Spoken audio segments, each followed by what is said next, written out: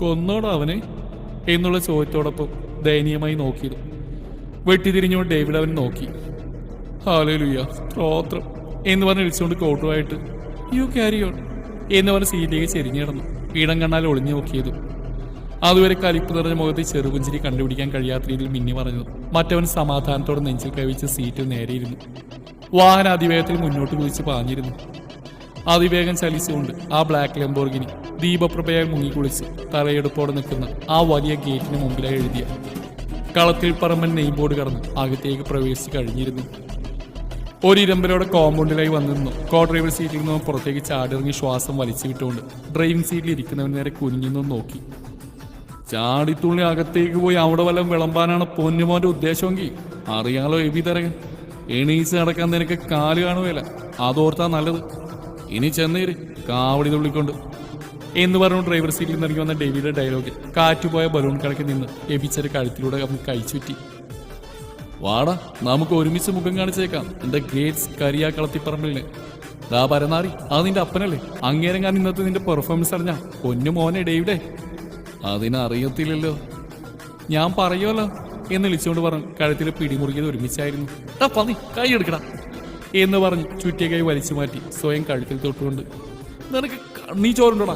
കഴുത്തി പിടിച്ച് ഞെരിച്ചേച്ചും എനിക്ക് എന്തെങ്കിലും പറ്റിയിരുന്നെങ്കിൽ ഞാനെങ്കിലും ഫുഡ് കഴിക്കടോ, പറയടാ. ഒഞ്ഞ് പോടാ എന്ന് പറഞ്ഞിട്ടിരുന്ന ഹൂഡി ജാക്കറ്റ് ഊരിയെടുത്ത് തോളിലായിട്ടുണ്ട് അകത്തേക്ക് കിടന്ന് ചുറ്റുമോ നോക്കി. ഹാളിലായി ആരെയും കാണാതെ വന്നു മെല്ലെ സ്റ്റെയറേറാ ഒരുങ്ങവേ ദേവി എന്നുള്ള ഗാനഗാംഭീര്യമുള്ള ശബ്ദം കാതിൽ പതിഞ്ഞു. സ്റ്റെപ്പിലേക്കായി എടുത്തു വെച്ച കാൽ പതിയെ അതുപോലെ തിരിച്ചുകൊണ്ട് പുറകിലേക്കായി തിരിഞ്ഞു. തൊട്ടുമുന്നിലായി ഗൗരവമേറിയ മുഖഭാവത്തല നിൽക്കുന്ന മധ്യവയസ്സ് പ്രായമുള്ള ഒരാൾ ഡെവിയെ ഉറ്റുനോക്കി. അവൻ അലസമായി നോട്ടം വായിച്ചുകൊണ്ട് നിന്നു. അവനടുത്തേക്ക് വന്ന ആള് ഡെവിക്ക് തൊട്ടുമുമ്പിലായി നിന്നു. ഇന്ന് എന്തോപ്പിച്ചേച്ചുള്ള വരവാട് ഡേവി നിന്റെ? അപ്പച്ച ഇന്നൊന്നും നടന്നില്ല, ഓഫീസിൽ നേരെ ഇങ്ങ്. മോനെ ഡേവി, ഞാനേ നിന്റെ അപ്പനാടാ, അത് മറക്കല്ലേ. അവൻ ജീവനോടെ ഉണ്ടോടാ. അത് അപ്പച്ച എന്ന് പറഞ്ഞൊന്ന് പറഞ്ഞുകൊണ്ട് പെട്ടെന്ന് ദൃഢമായ ശബ്ദത്തോടെ. എല്ലാം അറിഞ്ഞിച്ചുമാണ് ഈ ചോദ്യമെങ്കിൽ ഒന്നേ പറയാനുള്ളൂ, ഇനി അവന്റെ 10 പേരില്ല. അതിനുള്ള ഞാൻ കൊടുത്തേച്ചാ ഇങ്ങ് വന്നേ. ഒത്തിരി പൊട്ടിച്ചോടാ. പൊട്ടിച്ചോന്നോ? അവനെ കൊന്നില്ലെന്നേ ഉള്ളൂ. എന്നാടിയോ വലിയ പോയി ഇവൻ അടിച്ചേ എന്ന് പറഞ്ഞു ഡെബി അടുത്തേക്ക് വന്നു. ഡെബി രാഘോപ്പേ പതിയെ പറയടാ.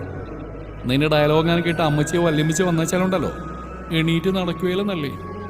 അപ്പൊ പൊന്നുമോനെ അറിയാം.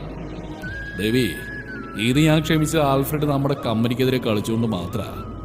അത് കരുതി ഇനി ഇത് ആവർത്തിച്ച് അറിയാലോ എന്നെ. അപ്പനെ എന്നാ പറഞ്ഞാലും പൊട്ടിക്കേണ്ടി വന്നാ ദേവിയോട് പൊട്ടിച്ചിരിക്കും, അത് ഏത് കൊമ്പനായാലും. പിന്നെ എന്താന്ന് വെച്ചാ ഇതൊന്നും അമ്മച്ചി വല്യമ്മച്ചി അറിയണ്ട.